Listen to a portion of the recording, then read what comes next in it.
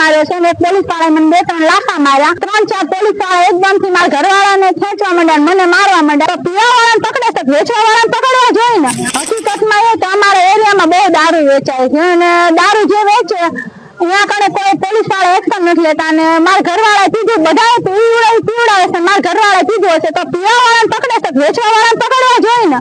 તો અહીંયા કણે હપ્તા લઈ લે છે। હું અહીંયા ગઈ ને તો મારા ઘરવાળાને લઈને જતા હતા, તમે કીધું શું કારણે લઈ જાવ છો? તો કે પીધેલા છે એટલે તમે કીધું હાલો જેને પીવડાવ્યું એના ઘરે હું તમને લઈ જાઉં। તો એ રીતના કરતી હતી વાત। તો એ 3-4 પોલીસ વાળા એકદમથી મારા ઘરવાળાને ખેંચવા માંડ્યા, મને મારવા માંડ્યા। મને જો જોરદાર અહીં માર્યો છે અને એક પોલીસ વાળાએ મને 2-3 લાફા માર્યા અને ઢળ્યું મને। તો મેં કીધું કે તમે જ્યાં વેચો છો ત્યાં હાલો, અને મેં પોલીસ વાળાને બાવડું પકડી ત્યાં લઈ જતી હતી, મારા ઘરવાળાને લઈ જાઓ, પણ આ જે વેચે છે એને તો તમે પકડો।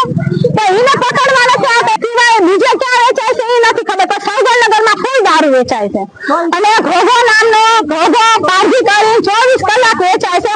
હાલમાં મેં પોલીસ સ્ટેશનમાં એવી અરજી આપેલી કે સાહેબ મારું ઘર સામે છે, હું બહાર કામ કરવા જાઉં છું, છલે ભરવાને એવું જાઉં છું, હું બહારનું કામ કરું છું, મારી 10 વર્ષની દીકરી એકલી છે અને મારા છોકરાને મેં બધા કામે જાય છે, તો મારે ફ્રીડમ જોઈ છે મારી સોડી હાટું, તું મને ફ્રીડમ નથી દેતા। ત્યાં દારૂ પીવે, પેશાબ કરીને જાય, દારૂની થેલીઓ નાખે ને અન્ય, અને એવી રીતના ઉભા હોય, દારૂ એના ઘરે પીવે, મારે ઘરની આગળ જ રહેશે, ઉલટી અહીંયા કરે, પીધેલું અહીંયા નાખે, ક્યારેક તો લેટરિન પણ અહીંયા થઈ જાય છે।